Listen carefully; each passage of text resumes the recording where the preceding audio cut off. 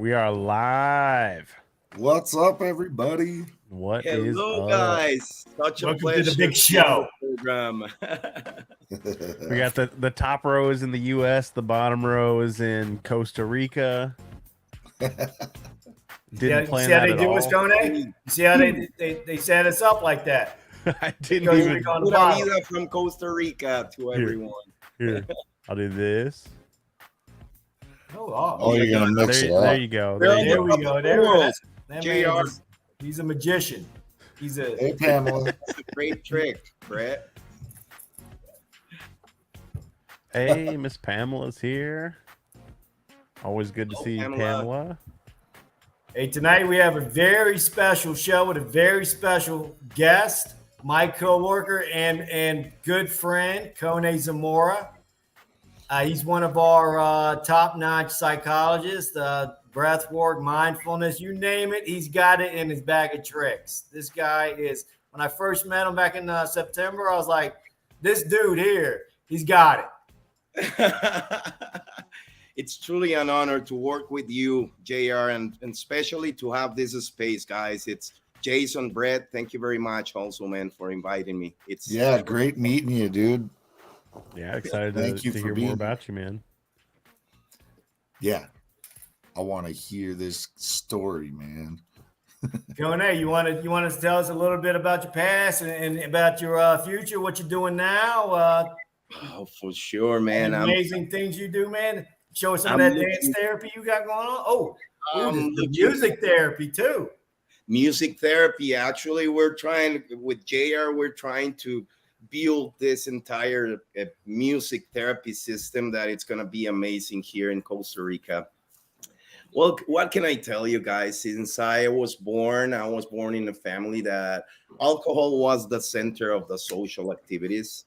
So I don't remember anything concerning to my social activities that was not in the presence of alcohol. So that was the start of my introduction into the world of alcohol and drugs.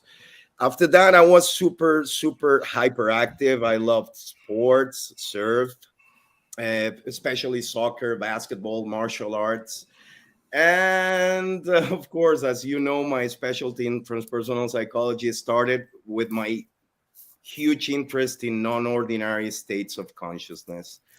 So when I finished high school, I was already using recreatively some substances and started exploring in the non-ordinary states of consciousness, especially with psychedelics and with MDMA. And at that moment in Costa Rica, in the IAFA Institute, there was no research about that. I am a 79 model guy. So at that moment in the 2000 in Costa Rica was something super new, the use of psychedelics and the use of ecstasy and MDMA. So I started doing research about the effects and about the entire new tribal formation with the rave and electronic parties and all the psychedelics and the new stimulants and drugs of design that was starting to get used in Costa Rica on a weekly basis. So I started doing this research with the director of this center, which regulates everything related to drug and alcohol research. It's like a kind of a Costa Rican NIDA or something like that. And suddenly, I'm sorry, at some point of the research, we said, okay, it's super good, but we need like experimental phase. And he said, yeah, CoNe, but you know the rules. We cannot do this without having a voluntary subject because we cannot use humans as in the research. At that moment, I was in the middle of my psychology career, almost finishing in the University of Costa Rica. My licentiature, which is here in Costa Rica, we do a bachelor degree. And then we do like, it's not even a major, it's more than that. We get a license in psychology, which is another 2 years of formation in the specialty you choose. I was picking psychotherapy. humanistic psychotherapy. So at that moment, I offered myself, guys, to do the research. I said, well, we can do it with myself. We can do an ethnographic research, and I can step into the rave parties. I can start using the psychedelics, and I can start using the MDMA and be part of the group of this new tribe. And then we can go and step into the conclusions of the research, ethnographic research. And it started super good, guys. But I was finishing my licenciature. I was playing music because I'm also a professional musician. I was having a girlfriend, doing martial arts, studying guitar, recording a CD. The blocks in the University of Costa Rica are super tight. So I started getting very, very low levels of dopamine and started crossing that imaginary line between using in an experimental format and starting becoming an addict. So at some point, guys, from that research through the rest of my career, I started using cocaine occasionally in order to sustain my schedules. And at some point, guys, I didn't imagine what was going to happen to me. There was no coming back. I was already an addict. I was using every single day. I was using not only stimulants, I was using marijuana. I was using big amounts of alcohol. I remember I has always been an A plus student because I love to study. But at that point, I was completely isolated in my room when I was in my home, still living with my mom and my brothers. And one day they came into my room and they started crying and they said, "CoNe, we love you. You're the best, but we need to do something. You're gonna die, dude. We're aware of your condition. You're playing with fire. There's a point you're not gonna be able to come back. I think you think you can handle it as a psychologist. You think you can handle it, that you're just using the drugs in order to sustain your schedule, but you're already abusing from them, and you're gonna end up in the streets. You're gonna end up in jail. You're gonna end up dead, and you're not even gonna notice that." That was my older brother talking to me. After that, my younger brother stepped into this kind of intervention, and he said, "Dude, I want to play you a song." And he played me "You Don't Have to Do It Alone" by U2.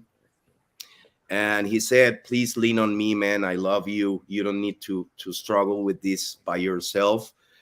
And it was super hard, guys. I wasn't able to recognize that I was already an addict at that point, that I was using every single day in order to function. There was no fun about it.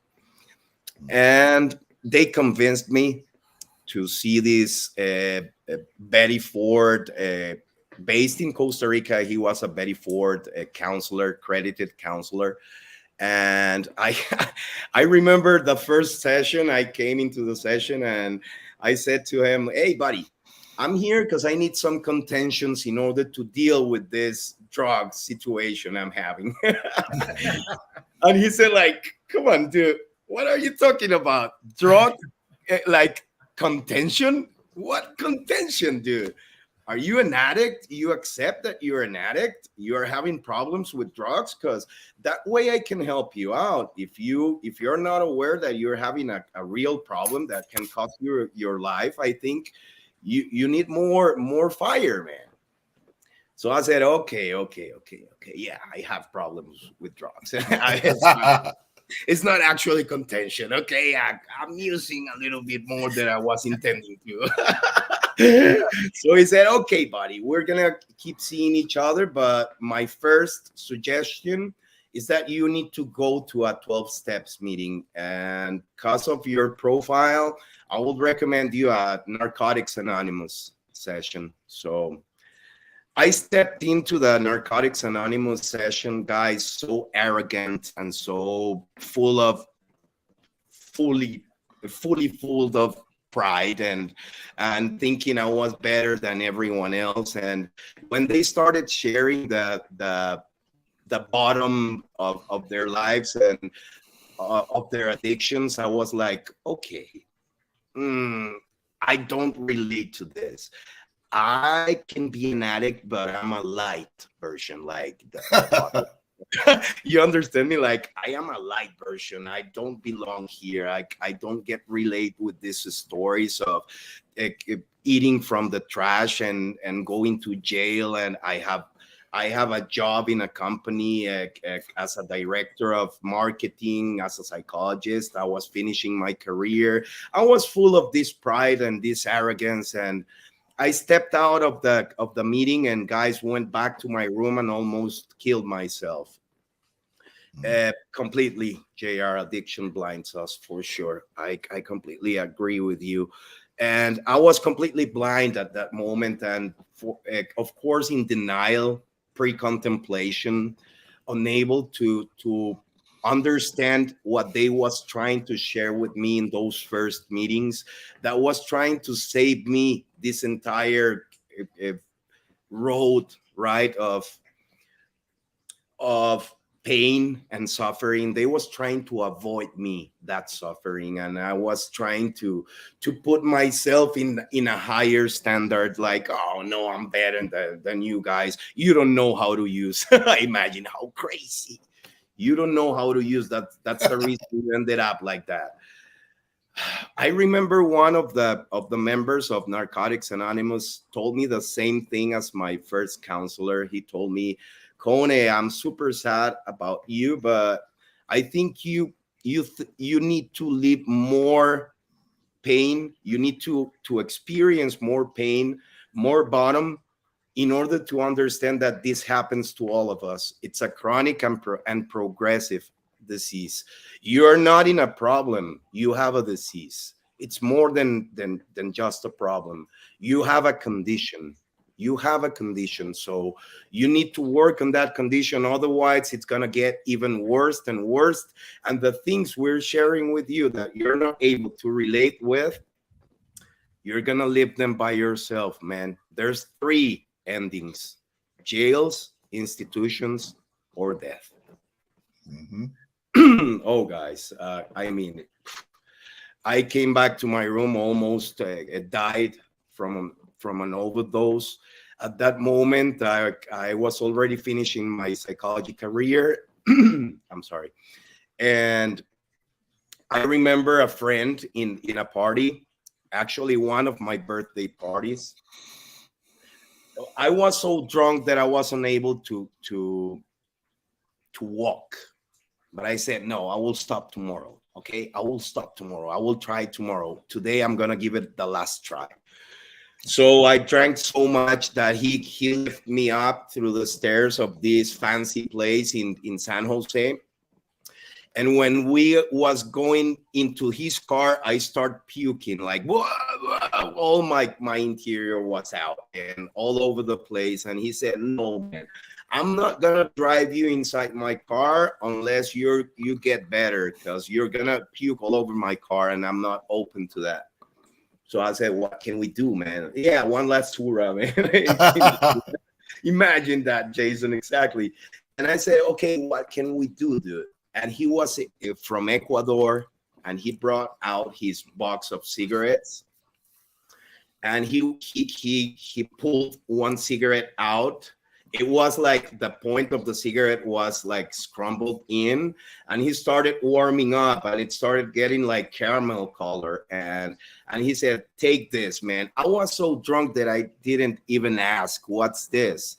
And I smoked it, and I remember I started flying in the sky, like with diamonds and everything. And like 15 minutes after, we was dancing with some girls in another place, and I went back to my home, and I said, okay, what happened? But I'm not sure, but I truly want to do that again.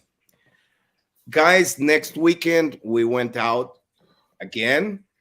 And he said, okay, I have the tricky. He used to call it tricky. I had the tricky. You want some after the drinks? Yeah, sure, for sure. Let's do it. Tricky. I don't know what the hell it is that, but let's do it. So we fly again and everything. I went back to my place and I slept. And next weekend the same, until after 3 months, guys, of doing this every single weekend. He came to pick me up, and I said, you have the tricky. Imagine, you know how the evolution works in the use of substances. So I was more concerned about the tricky than about the place we was going. So I was preparing the scenario. Okay, if we have the tricky, we can go.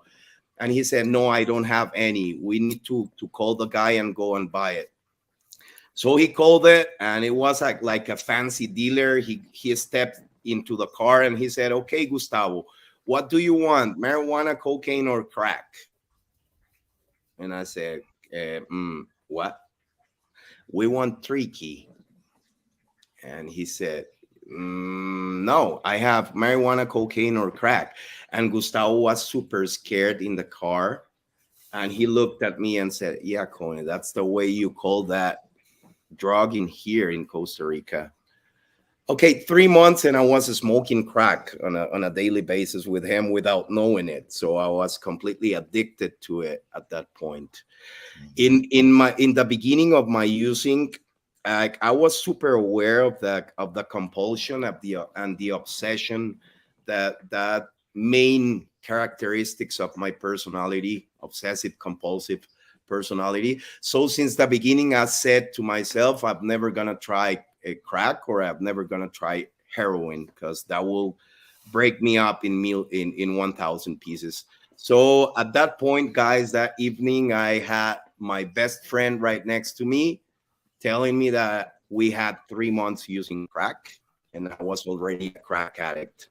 So that was the beginning of the end of my personality. I already met this freaking fancy dealer. I started buying on a daily basis my doses, and I ended up losing everything. I ended up losing my job. I ended up losing my couple. I ended up losing my family.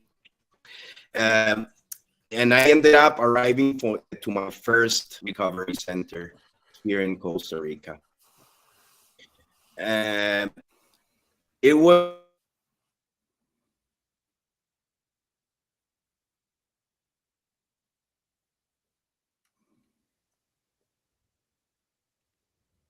Reggie.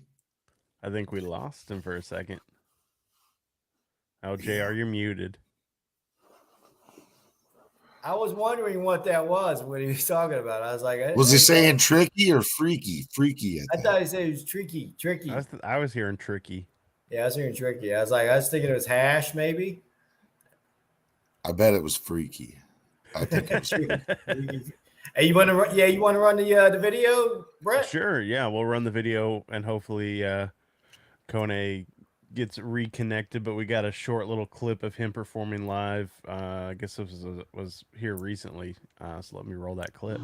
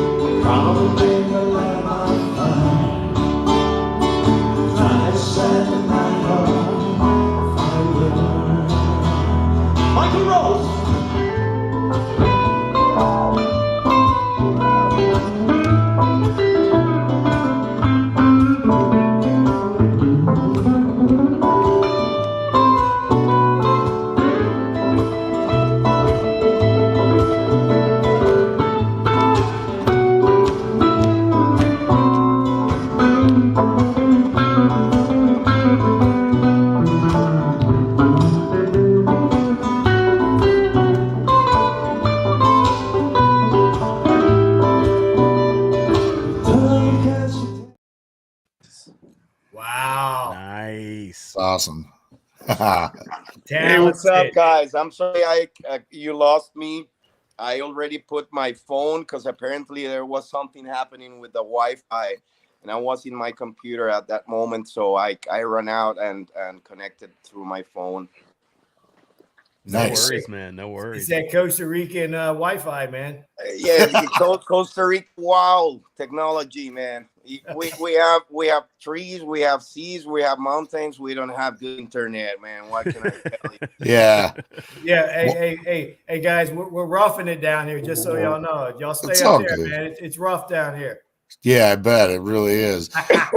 So hey, CoNe, you kind of really started breaking up before we lost you completely was right around when you said that you just found out from your best friend that for 3 months you've been, smoking crack and now you're a full-blown crack addict basically. And then it just got real choppy anyway. So why don't you go from there, bro? Completely, my man. I mean, guys, since the beginning, I told myself, because as a psychology student, I realized from a lot of signs and patterns that I have an obsessive compulsive tendency in my personality structure. So I said, okay, Kone, you like to, at that point I was still on denial, so I was saying, like, you like to experience do experimental drug use, but never do crack or heroin, because otherwise you will get stuck in that at that point, and you're probably gonna die on it. So it was the beginning of the end of my life, guys. At that point, it was a transitional stage into a deeper and darker place, man. I ended up almost dying again in my room, now with crack cocaine. And I started going I decided to go to my first rehab. It was a Minnesota model. And I stayed there for 28 days, and they offered me to do a relapse prevention program of 15 days more. And after that, they hired me. They offered me to stay as house manager of the place. And after that, as I started training myself as a accredited counselor, and I get super involved in recovery, guys. But I was not as involved as I was needing to with the 12 steps. So again, I started having reservations, and after a period of time, I started relapsing, chronic relapsing. I was not open to accept my condition in the total dimension of the word, and I started thinking that I was able to use one more time, maybe a beer or maybe marijuana or maybe some stimulants. That my problem was only with crack. And guys, it was crazy shit. I know you can relate to this because it happened to all to a lot of us in the first stages of our recognition, right? So I ended up using the substances that supposedly was not a problem for me, and I ended up losing again control and using crack like crazy. So it was the kind of the big trap I experienced in my recovery. And in the moments of recovery and sobriety, guys, which there was a lot of them, the first 13 years of this experience, I remember I used to have like 10 months, 11 months, never capable of doing one entire year.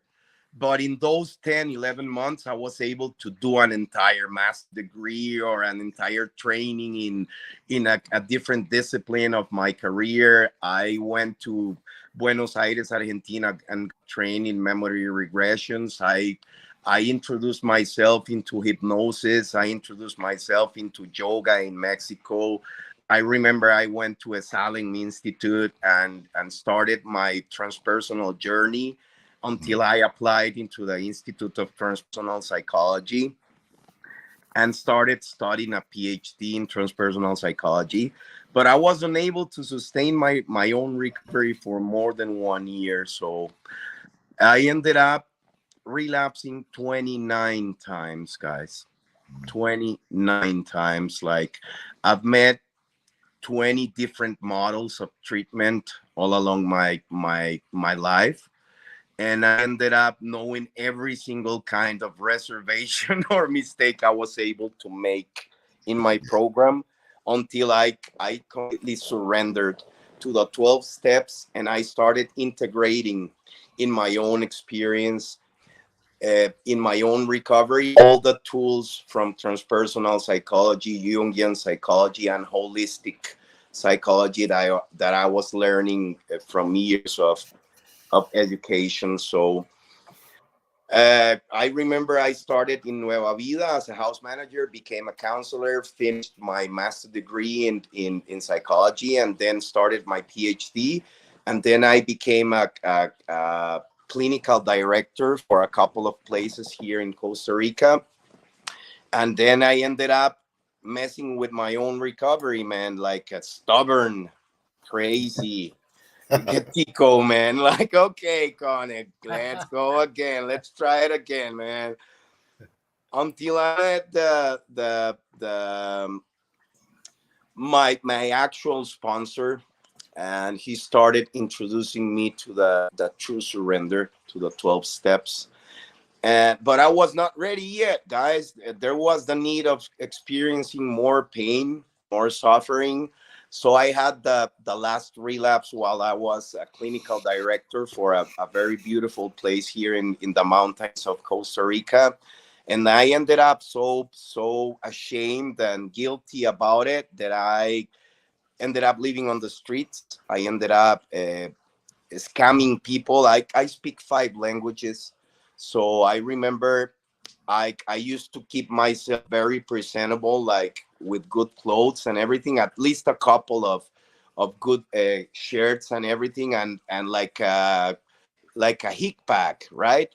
A big hick pack, like a backpack. That's what I'm trying to say, like a backpack. So I used to go through San Jose, talking in Italian and in English, asking for money because I was lost and somebody stole my passport and everything. And it was crazy, guys. I was doing like $300, $400, $500 per day, scamming people with this crazy argument that I was out of my country and I was intending to go back and find a hotel and go to the embassy. And imagine that the state I was every single time I got my dose, right?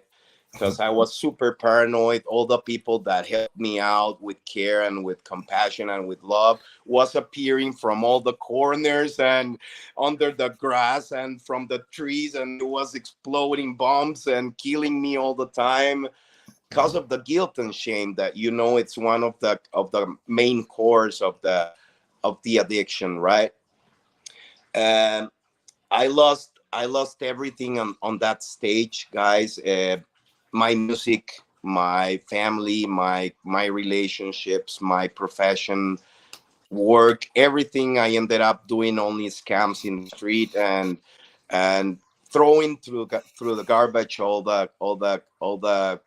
my life purpose at that moment. And one of my best friends came into San Jose, and he started crying and saying, "CoNe, please, man, give yourself the last chance. You can do it, man. I don't want to see you dying on the streets, man. I know you can pay for a hotel every single night, but look at you, man. You're dying. Your spirit is dead right now. You're dying your soul." And I said, "Okay, man, I will give it a try." I remember I break down, guys, and I started crying like big time. And he picked me up like 2 hours after and brought me into a Christian recovery center. And I stayed there 3 days, sleeping and eating like crazy, like if it was the end of the world. And at the third day, I woke up in the middle of the night. I remember I had this expensive cell phone still with me, saved in a safe place before getting another reservation, right? Before getting into the recovery center, I hide it. And so when I woke up at 2 a.m., no, 1:30 a.m. that night, after 3 days of staying in detox, I got my phone, put it on my bag. It was a faraway place in the mountains of Costa Rica. So I tried to locate a place at 1:30 a.m. in the middle of the mountains to find crack. So it was crazy shit. When I arrived to this ghetto, they thought I was an undercover agent. So they tried to kill me with a machete. Two Nicaraguan persons tried to kill me with a machete. And I was so crazy that I started running away. And I remember after like 1 mile of running from them, they was still on my back. I saw in one corner of the road, I saw a beautiful house. So I tried to open the glass windows, no, the glass doors. It was like tempered glass. You got me right. If there's something in my pronunciation that you cannot understand, please let me know. Oh, But I it will. was like tempered glass. Okay, so after that, I tried on the bathroom window, and surprise, it was open. So I got into the bathroom, and I stayed there very, very quiet. It was super dark inside the place. It was a beautiful house, two stories house, and the guys passed by running. So I stayed there like 5-10 minutes while my heartbeat went down, and I said, okay, I'm safe. I'm here in the middle of an unknown house. I only have one cell phone on my bag. Nobody's gonna buy it. I don't know where to find drugs. I need to get a taxi through San Jose. So let's see what's inside this place. Oh, Let's go. I'm already inside. Let's see what's for me here.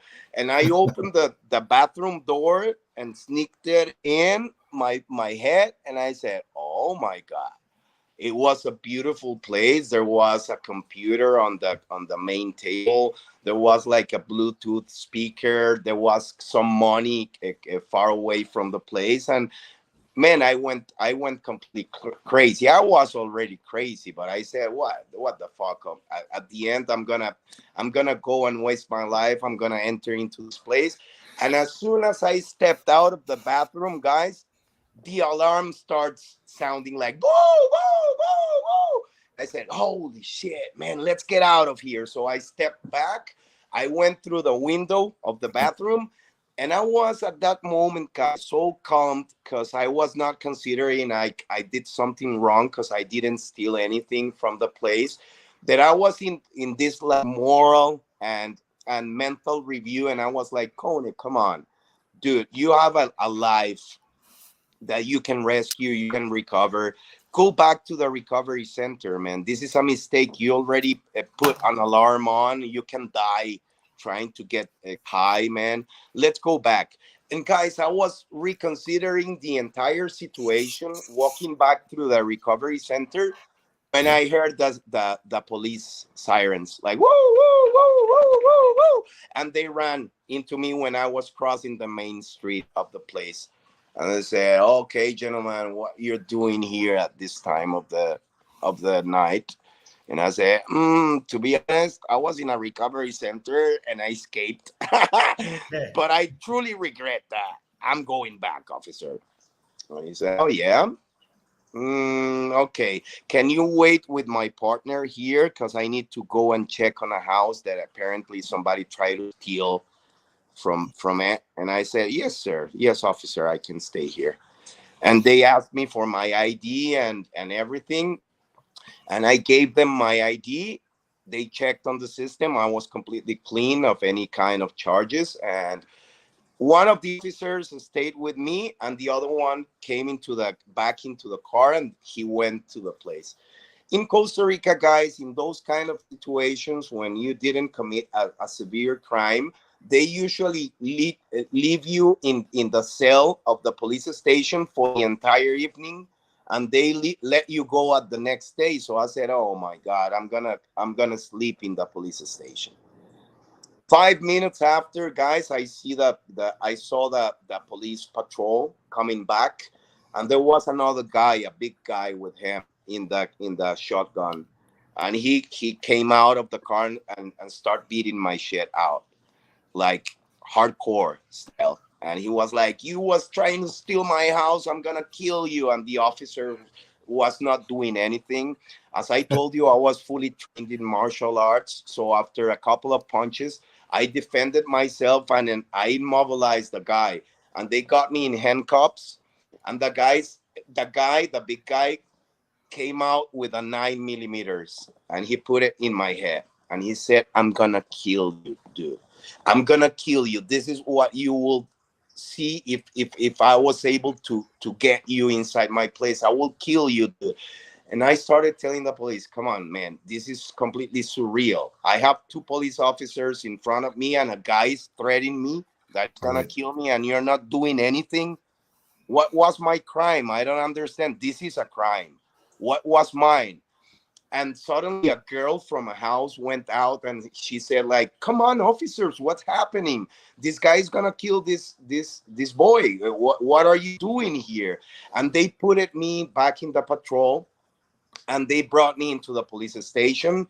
They left me like in a little cell all the rest of the late evening.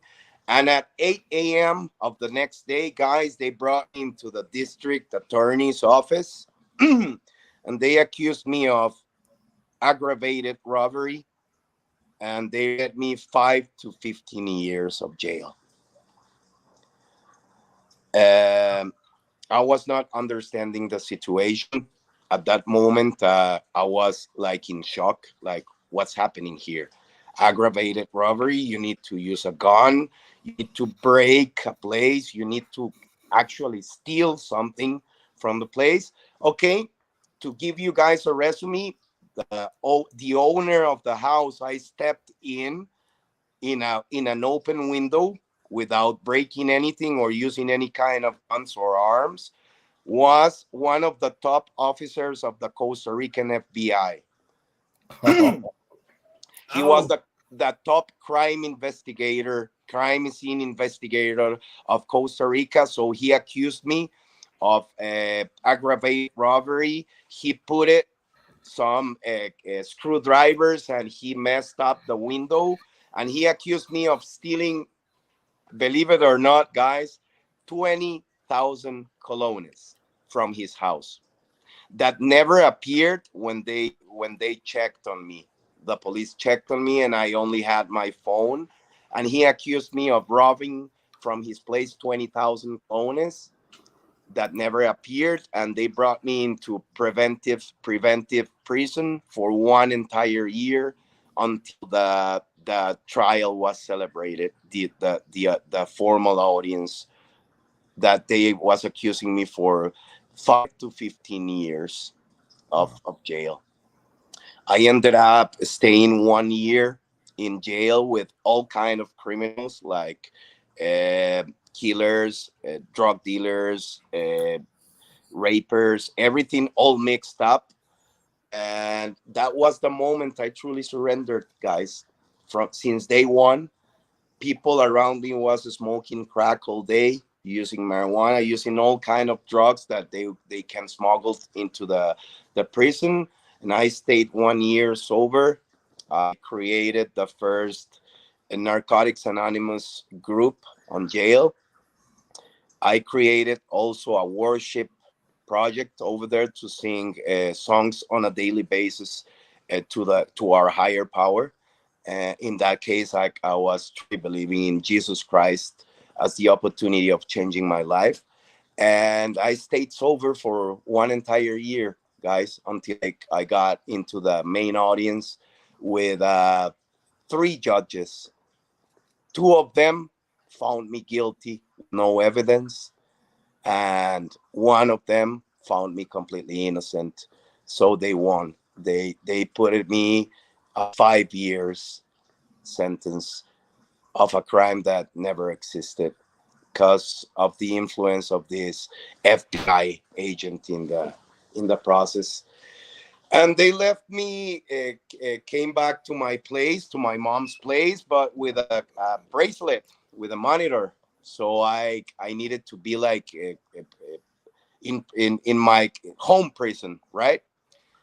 For the remaining 4 years of my sentence. Yeah. That was the beginning of my actual recovery. Um, this is a beautiful part that you're gonna love. That's a lot of built-in accountability, though. You know, some really powerful level accountability. Yeah. And guys, you're gonna love this. I came back home, and well, my public defender, she told me when we was in jail that she was super interested in getting to know me better.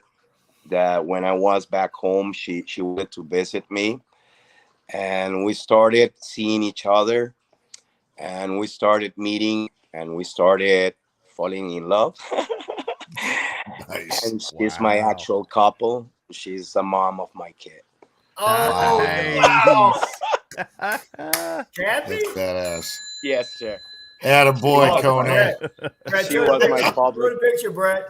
She was my public defender, Brett, the guy that trying to harm me with this fallacy of accusing me of a crime that never existed in order to punish me because I broke his ego, because he was the one that left the window open. I know I am super accountable and responsible of my actions, but this was like a deep analysis I made of the anger of this guy, right?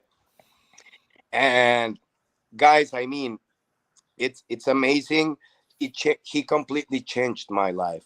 He was the channel that my higher power used in order to bring me into this beautiful recovery process. Amen, brother. Here, baby, come here. I don't like amazing. pictures as much as I like live versions. Oh, Hey. nice to see you again. So awesome. And this is Santiago, guys. Hey, Santiago. Hello, baby. I got to attend their baby shower last when I flew in Saturday. That's awesome. Yeah. Look at the picture there. Que está con JR. Sí, qué lindos. I love you, babe. I love you. Te amo, mi amor. I love being around them. They give off such a love vibe that it's like insane. That's killer. Uh, Hell yeah. CoNe, that's a hell of a story, dude. I never heard your story till just now. Yeah, that shit just got crazier and crazier. And Yeah. dude, I just kept on thinking like, bam, bam, bam, bam. He's hitting all these points in his story that it's like, yep. And you know, similarly, dude, I had to learn every single fucking thing the hard way. Yeah. You know, every step of the way. And I can really relate a lot to that, you know, like just every mistake I could make, every thinking that I know better than everybody. I mean, and I wasn't you know, avid scholar such as yourself either, but I fucking always thought I was smarter than the next guy, you know. So I get it, dude. And then having all that time over like, your oh head. my God, I'm smarter than you are. Oh yeah, you want to eat from the trash? You want to go to jail? You want to be homeless? You want to kill yourself? That's what you're gonna get, my man. They If you're warned humble you. enough to learn from my experience. That's what They you're warned gonna you. get. That's the happy ending of this shit, Yeah. man. Yeah. Yeah. Yeah. But they did warn you. You Completely. Hey, Probably he the knew way about we're it. doing it right now, JR, the way we're doing it right now, Brett. If you're at your place right now and you're listening to this story and you say like, oh my God, this is too much, or this is not gonna happen to me, you're looking at CoNe 15 years ago. So say to yourself that you can go to the meetings, you can go to our recovery program, you can stick to the winners that they already know how to do this, man. Yeah. One day You at know a how time, it is. one day at a Yeah. time. And Yeah. we do recover. Amen. Amen. You know, I always tell people, I'm like, you don't have to know anything. All you have to do is ask somebody that does and let them show you what, or tell you what to do. Open, Let them, honest, and willing. Yep. Let them kind of be your brain, you know, like help you make decisions and shit for a while till you feel like you're comfortable enough that you can maybe make some decent decisions on your own, you know. Shit. Hey, shout out to our Costa Rica recovery people that are watching. I see them in the comments. Hey, it's past your bedtime. Turn those phones in. What was Guys, that, I love Brett? you, Costa It's in the Rica front of my recovery book. people. Actually, I love everyone. Yeah. I love the entire world. I love life, but for my people in Costa Rica recovery, I truly love you guys. Thank you very much for being connected in this beautiful experience. And thank you very much, guys, once again to Jordani, my man. Jordani is an amazing surfer, guys. So Jason, Brett, if you want to learn how to surf, this is the guy. That's the All guy. right. I don't know if my back would have The laptop. No, I was just showing. So my first sponsor had me right in the very front of my book. I know nothing. I know nothing. Yep. On the very first page. Yeah. Not a damn thing. Dude, that's funny. And then the because last page says, I still know nothing. I love it. Yeah, I always it, say that. That's probably one of my biggest quotes. If people would say, like, one of the things that they hear me say all the time in the podcasts and stuff, it's that the best thing I learned in my recovery is that I don't know shit. I don't know nothing. Yep. Guys, I agree. And you can tell JR, after all this years of studying and everything, I live my life so simply. Like, I mean, I don't know a shit. I learn every single day when I wake up, I just surrender to my higher power. And I said, where do you need me today, my man? Just put me there. Where do you need me? What are you gonna teach me today? Yes. Yeah, hopefully someone that hears your story tonight will be like, that's me. I need to, get my life back on track. Because we all know where it ends. It's jails, institutions, or death. And today it's more likely it's going to be death. And right. It's. Oh, we had a question from Pamela that I missed in all the excitement. She was asking if CoNe's wife lost her job because of their relationship. That's a good question. What? Sorry? Pamela was asking if your wife or fiance, did she lose her job because you guys got involved romantically? Actually, no, because in a different stage, we started a relationship in a different stage. So I was already released from her department. So that was the moment we formalized our relationship. Before that, we were just friends. When I passed into that, because there's like an amount of time, Brett, that here in Costa Rica, you have the sentence, but it's not firm. You can still go to an appeal in two instances. So she was still my public defender at that time. When I had my firm sentence, they passed me to another department. So she was not vinculated with me anymore. So at that moment, we said, okay, I love you.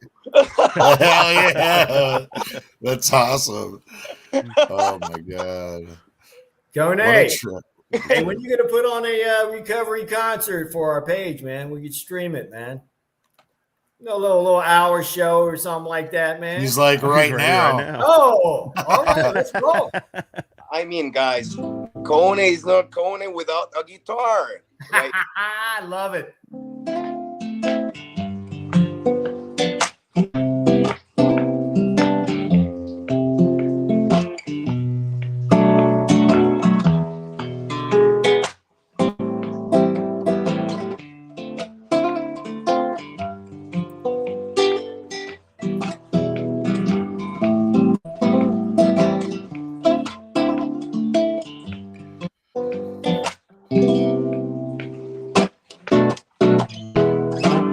Fly me to the moon, let me play among the stars. Let me see what spring is like in Jupiter. and Mars. In other words, hold my hand. In other words, baby, kiss me. Fill my heart with song and let me sing forevermore. You're the one I long for, all I worship and adore. In other words,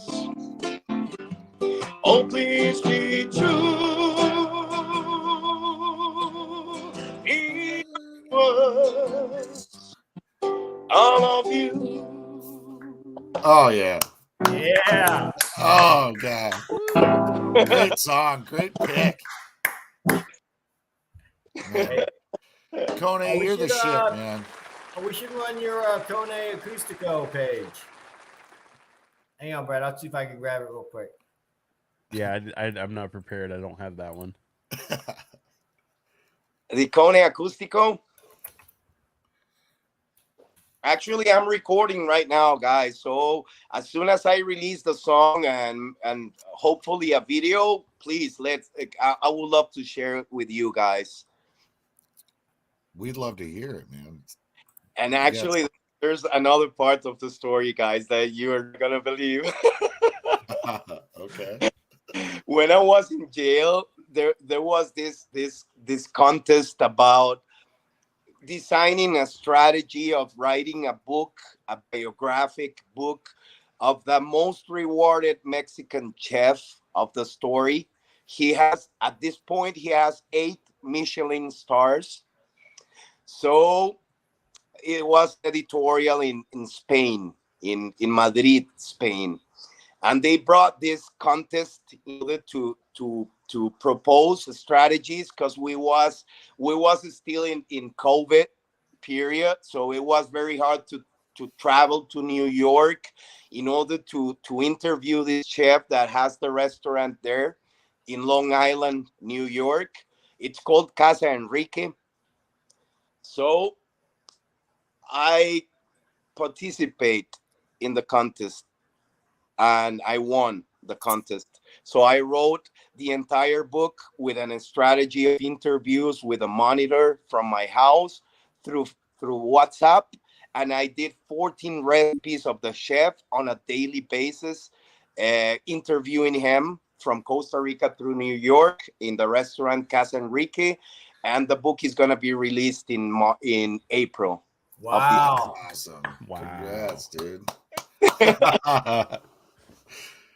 You are blessed, man. You are blessed, and you definitely have a higher power that's got your back to get you through what you went through. And then, I mean, and it's crazy too, because like you said, every time you put a little stint together, you would earn another degree or another certification. And holy shit, like all this stuff. I can only imagine when you finally were homeless, you probably just felt like, what was the point, right? Completely, Jason. Imagine it was, in total, it was 11 years of university, my man. Yeah. 11 years of university. Wow. And the craziest thing, guys, in order for people to understand the crazy dynamic as a chronic relapser, in the 13 years I was using, guys, there was a period of time, if we put all together, maybe was 11 years of recovery and 2 years of active using, but spread it all along the way, like 10 months, 2 weeks, 11 months, 1 month, 10 months, 2 weeks. And that dynamic for 13 years, Jason, almost cost my life, man. I was decided to die. I was super tired.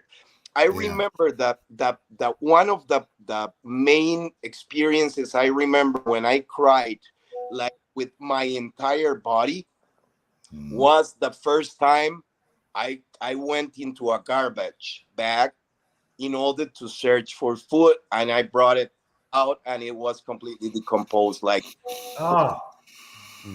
was like I started crying and bench on my knees, and I said, "Oh my God, this is what they told me was gonna happen."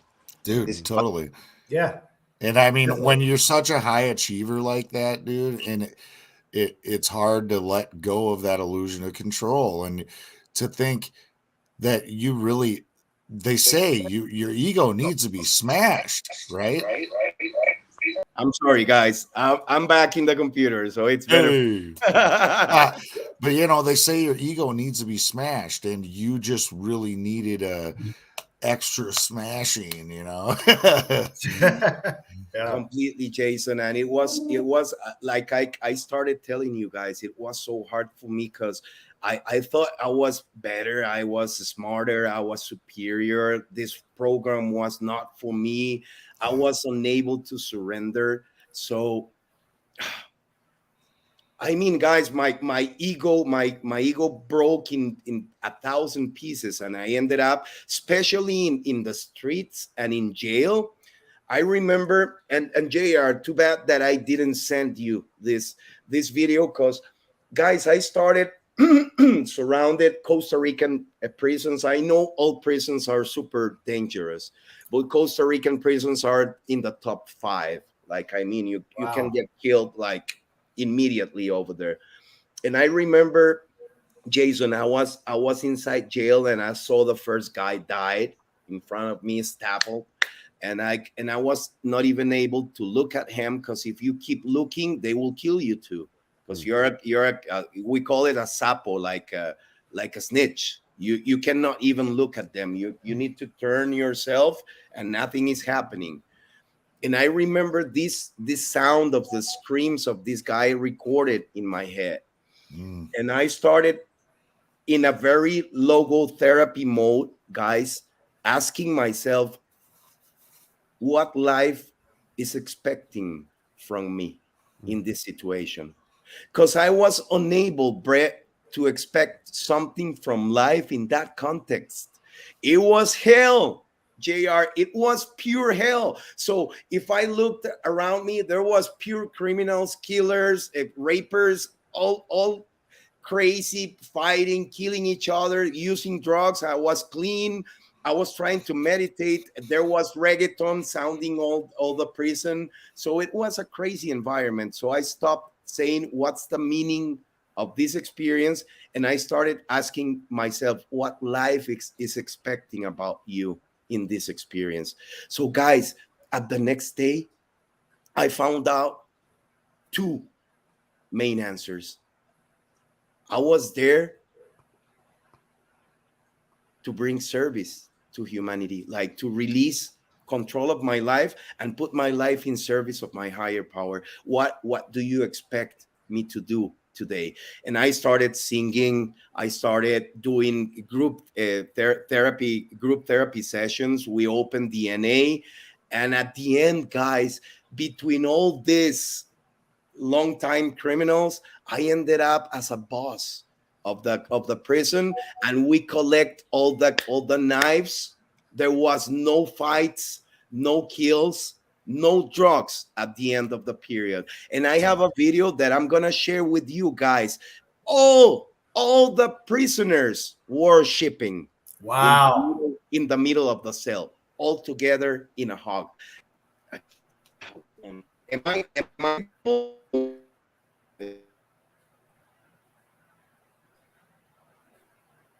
What? The Wi-Fi strikes again. Yeah, Wi-Fi got him. Oh, I can see him Mine? moving.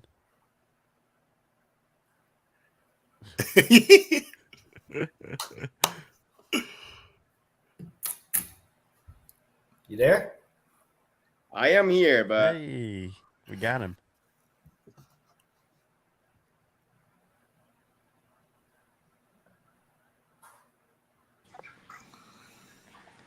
okay, better if I keep on the phone, guys. A for effort. Hey, can you post it in the chat? Can you post it in our private chat? Maybe Brett can run it from there. Yeah, because Brett can share it. Brett's the Let me see, because are you looking at me or I disappeared if I do the search? You disappeared on us. Yeah, Okay. that's all right. Okay, I'll be out just 1 second in order to find it in my cell phone. You're gonna love it, guys. I mean, it's super powerful. You're gonna see like serial killers, drug dealers, uh, rapers all together singing and worshiping in the middle of a Costa Rican jail. Hey, Brittany, about time you showed up. She's another employee with us, good friend. Hey, Brittany, how are you? And we can run the video again if you want. Oh In other yeah, that would be amazing.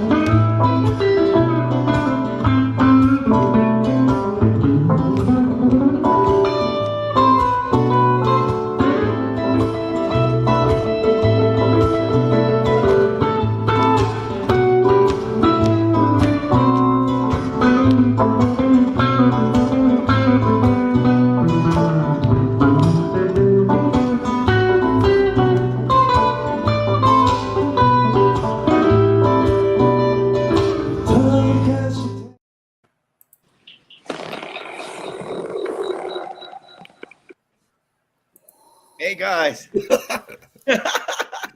What's up? Got it. I'm sending it to Brett on his messenger. Nope. I thought I clicked play while the music was going. I was like, oh no, but then I forgot that I was muted. No pressure. Last time I did that, I got exiled from the show for 3 months. It's By not the way, true, CoNe. It's not true, Don't CoNe. listen to him. I sense it. He's full of it. We're truly honored, JR, by the way, to have you on our family, man, on our Costa Rica family. You're an amazing person, my man. Hey, CoNe was one of the reasons why I chose to come up here. That when I met the staff, it was the staff that I was like, I got to be part of this. I mean, they got such a great program, great location. I mean, it's Costa Rica. I'll rough it down here for a couple years, you know. Costa Rica, baby. I'm happy to be part of the team, man. We're gonna do some amazing things. We're truly honored, my man. We get that music therapy going. Exactly. Oh yeah, it's a wonderful journey, man. Lock it down. Yeah, Facebook Messenger, Brett. I haven't received it. Did you get it? I'm waiting. Maybe I sent it too quick. Waiting. Maybe I sent it to the wrong Brett. You would. You would do that. How many of us are there? So where are you guys right now? Minnesota. Oh, nice. Yeah, you went to treatment here. What's the weather like up there? It's not horrible. I mean, excuse me. We just had a freezing rainstorm on Tuesday night overnight. So almost didn't even get to work yesterday. Like I just told the dude, because I'm a traffic control forming. So like we shut down a lane of traffic, right, and send back and forth. And I was like, hell no, we ain't doing nothing for the first few hours. And then it warmed up to like 32, you know, so warmed it up. was 32. well, that's, you know, past the freezing point. So then that ice melted, you know, because the roads were treated. So it worked out and we were able to get a full day in yesterday. And then last week we had a big ass snowstorm. Like, I don't know, some places got like 16 inches or something like that. Oh my Hmm. God, No. man.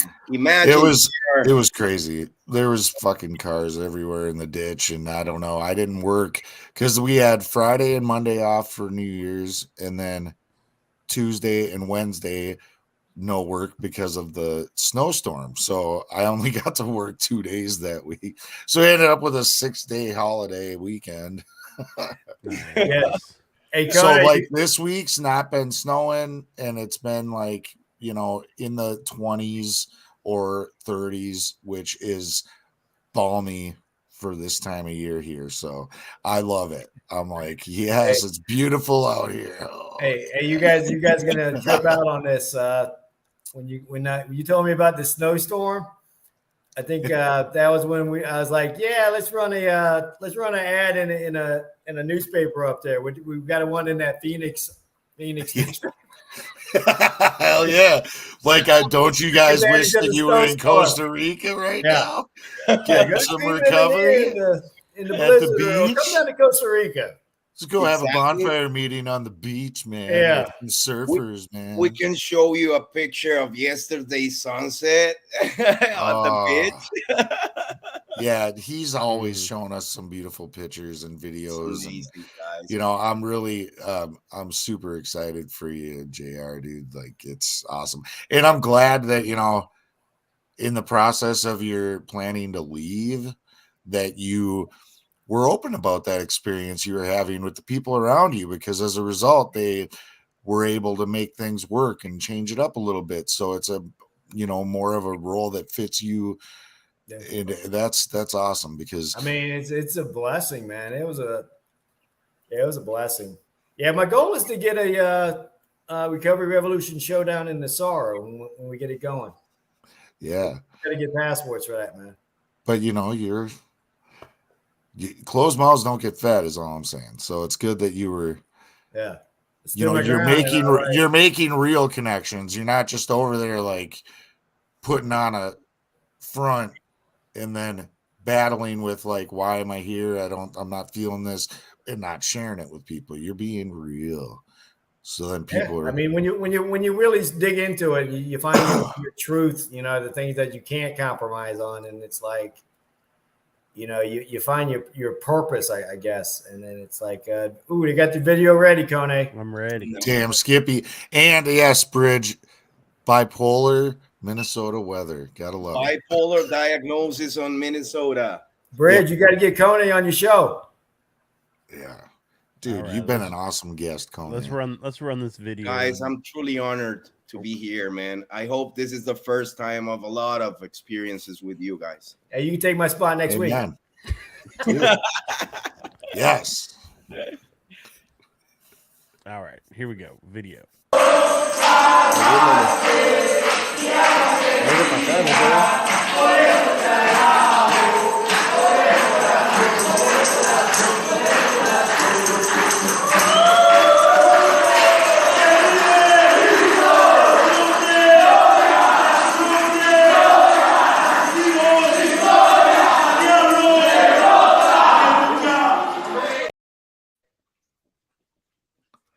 That's awesome. Dude, that's amazing. Wow. First off, how did they get a cell phone in the joint?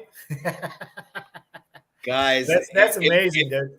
It costs money, man. But believe me, when you start, when you stop killing people inside and you stop smuggling drugs and everything, you take care of those kind of things. And that was the phone from which I did the interviews with a chef during my staying over there.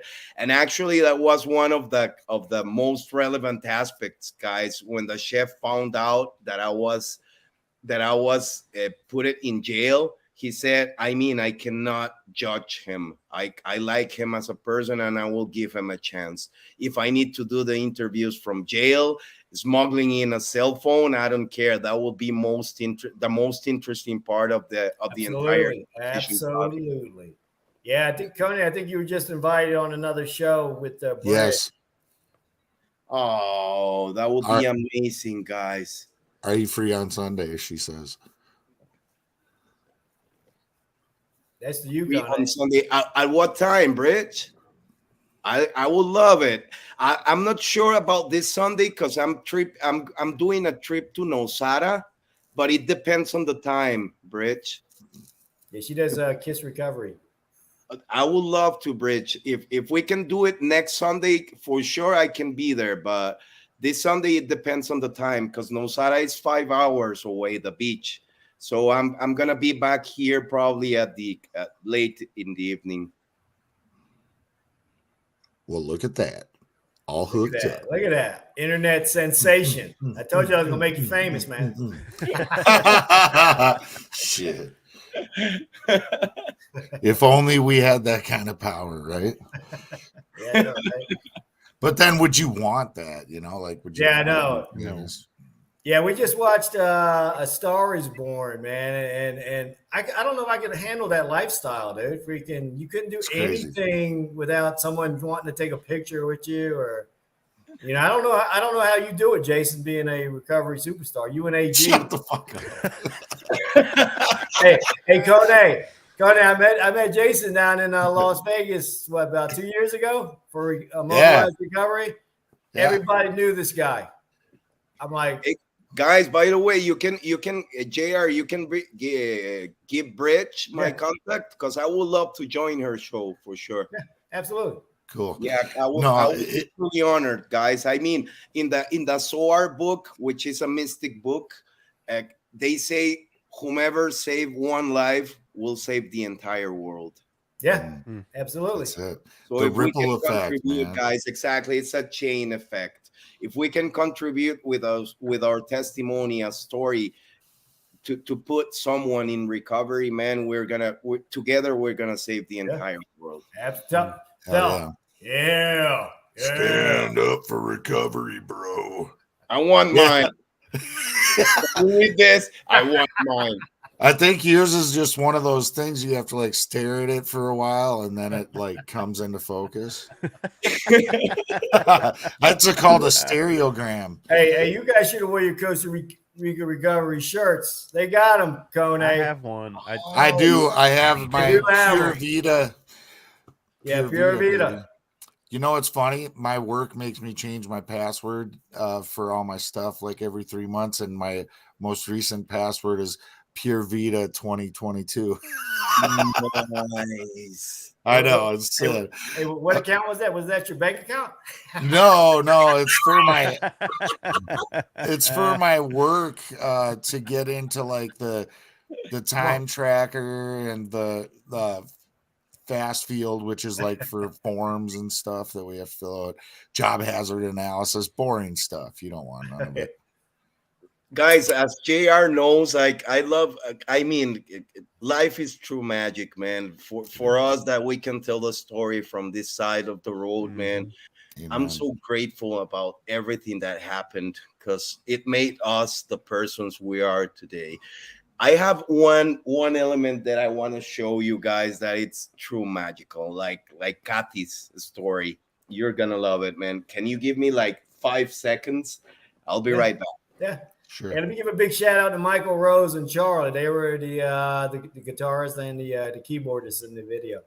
Right on. So and they Michael, also work comes to the center to give guitar lessons, and I've been tempted to do it. I just want to learn one song. You won't be able to. Oh, look at that! Look at that baby. We're going full screen. Guys, let me introduce you to Macha, which means blondie in Spanish. Macha. I rescued this cat, or on the contrary, she rescued me in prison, guys. And I became such a friend of the director of the prison. Then when they released me, she was living with me in my bed. He allowed me to adopt her. Oh, Well, now she lives with me since then. That is awesome. Wow. Amazing. So cool. What a cutie. Bridge, I'll shoot you over CoNe's contact information after the show. Didn't I tell you guys that you're gonna love this dude? Yeah, you did. And I agree. I agree, CoNe. I love you. I love you too, my man. I love you too, and I admire very much, man, what you guys do. I think we're brothers, we're warriors in the same army, man. Amen. Which is we do recover, man. There's an opportunity, a second chance for all of us. You that are listening from home, there's a chance for you also. Amen. There's breath, there's hope. There's a chance. Yeah. Dude, yeah, you weren't dinging very much, but I was focused, man. I was like You were. drawn into the story. you are a good storyteller, brother. I'll tell you that. So what should we end it? It seemed like a really good end. Yeah, really great show. It has been an amazing show, guys. I'm super excited. I'm truly honored. Thank you very much for the invitation, guys.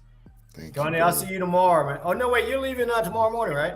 I'm leaving tomorrow morning to Nosara. I'm gonna stay over there the weekend, and I will see you on Monday. Okay, yeah, I got to go down there on the 21st to meet somebody. So I'm gonna. You know what? Screw it. I'm gonna go to Nosada for the weekend. All right. There's no snow over there. I will send you pictures. Dude, hell yeah, hell yeah. all right, guys. Much love and respect, guys. Have a great Thanks evening. everybody for tuning in. See you on next Thank Thursday. you, everybody. We appreciate you guys coming on and watching the show with us tonight. If you guys are watching us on YouTube, please be sure to subscribe to the channel, turn on your notifications so you know when we go live, which is every Thursday night. And Jason, you have a podcast of your own, don't you, sir? Yeah, it's called the Way Out Podcast. I get to do it. I get the pleasure to do it with my good friend Charles Lavore. He's the creator and producer.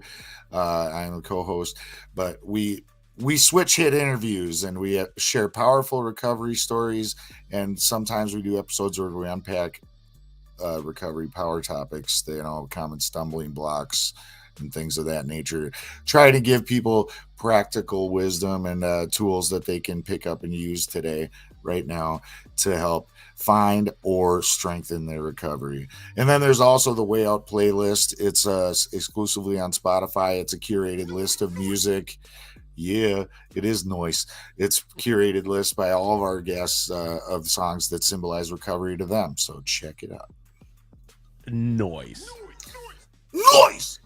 And I Morsels. also do my own. Yeah, you stole my thunder as your co-host / creator of the Way Out podcast coined it. Morsels of Recovery.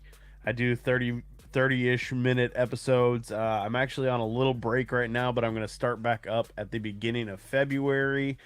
So no episodes for the next couple weeks. Taking a little bit of time off to spend with my family. The wife and I just had a new baby a couple weeks ago, so just trying to take a little break, spend some time with them, and then I'm going to jump back into it. But in the meantime, there's 130 or 140 episodes, so there's plenty of content out there. If you guys are looking for some morsels of recovery, check out Recovery Survey as well. And we also we also release this live stream as an audio broadcast as well. So if you guys are more into the podcast thing, or you can't sit there and watch it the whole time, but you still want to hear it, you can find the Recovery Revolution live podcast version wherever you find your podcast. So yeah, thank you guys for tuning in tonight, and we will see you guys next week. Noise. Remember, guys, progress, not perfection. Not perfection.